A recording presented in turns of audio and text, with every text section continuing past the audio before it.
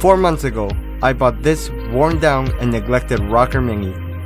Never serviced and never used, it was about time this bike saw some action.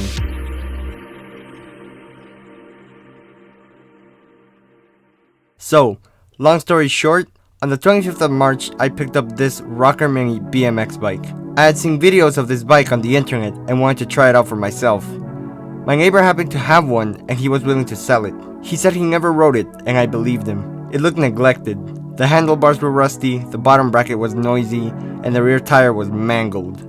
I rode it around for a bit until the inner tube gave out. I needed to replace the tire. Since I couldn't find any original parts, I went out and bought one from a wheelbarrow. While it's not a permanent fix, it allows me to at least ride the bike, something I've been wanting to do for the past 4 months. Its rideability is still very questionable though, something that will be improved as this series progresses. I started by stripping the bike down to its frame, save for the stem, fork, and drivetrain. I removed both tires, both pedals, the saddle, and finally the handlebars. This bike was filthy. It recently came back from a trip to the trails, meaning there was mud sitting on top of the already dusty frame.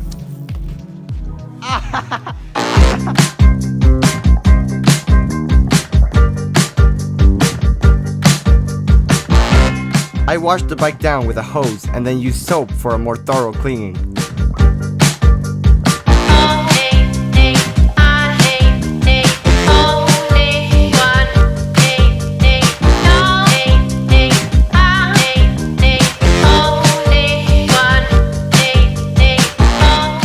I had to wash away years of neglect.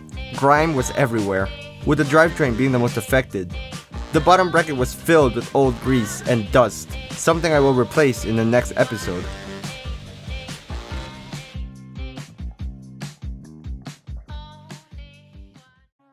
After a very thorough cleaning, the bike looked 100 times better. It was shiny, and it no longer made you feel like you could get a disease from riding it. I promptly put it back together, making sure all the right adjustments were made. The most annoying part of building a BMX bike is getting the chain tension right.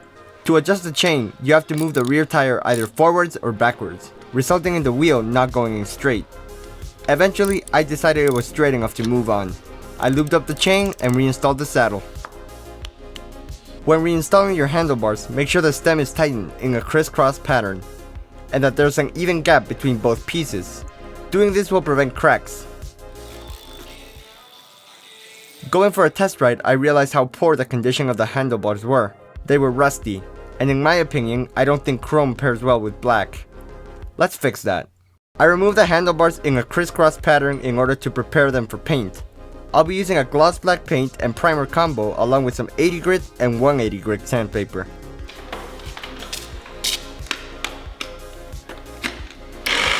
The first challenge of the build came when removing the grips. Due to the rust, the end caps were glued to the handlebars, and removing them was a lengthy, painful, and destructive process.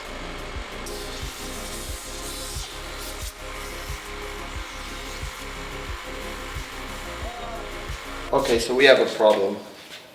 You see this grip right here, let me get behind the camera. You see this grip right here came out fine, but yeah, then you have this one. Sorry if it doesn't show, I can't really see what I'm doing, but I have to get that out of there somehow. So I'm just going to take off the grip completely, and then we're going to figure out a way to take this off. I think I have an idea, I don't know if it's going to work. Now let's try to take this out. Alright, so these end caps are basically like little screws. You need to like twist them to get them out. And as you can see from this one, it's disgusting. It's like welded in there. But since they're little tiny like screw things, I'm thinking I could cut a notch on top of them like that, and then get a sort of screwdriver, jam it in there and twist it out. I think that's gonna be the best approach to this. I don't know if it'll work, and the cap is already ruined, so it doesn't matter if you ruin it more. And I'm really not that mad about it because I'm gonna replace these grips anyways. I'm gonna put a pair of yellow grips in there and it's gonna look really cool.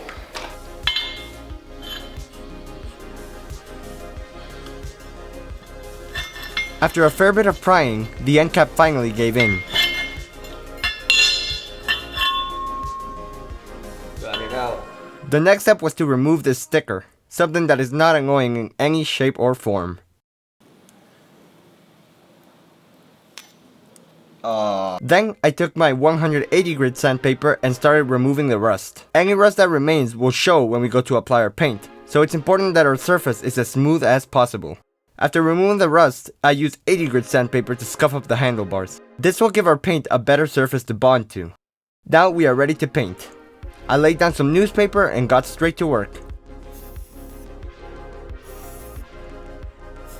Your first coat doesn't have to be perfect. However, it's the perfect time to determine how far you need to be from your work.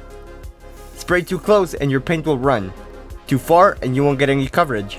A second tip is to never start or stop spraying on top of your work. Spray before it and follow through.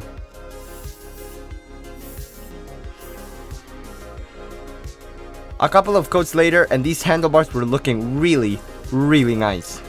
So that's the first coat done and I think it came out pretty good. A couple things though. There are some spots like right there where I should have smoothed it out a little more, and I forgot to tape out those little rivets right there.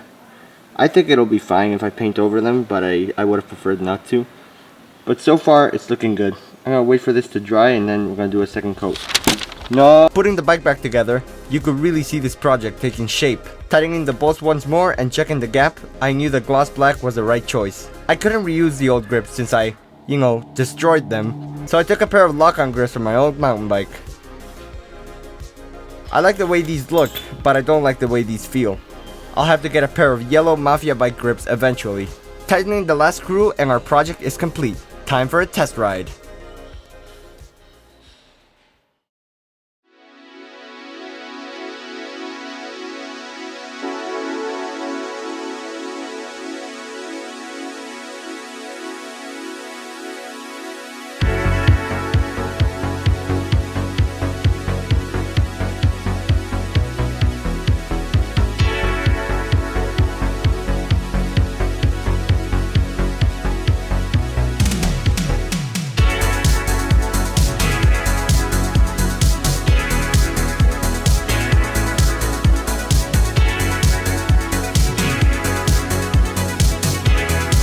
Even though our current project is complete, the overall build is not.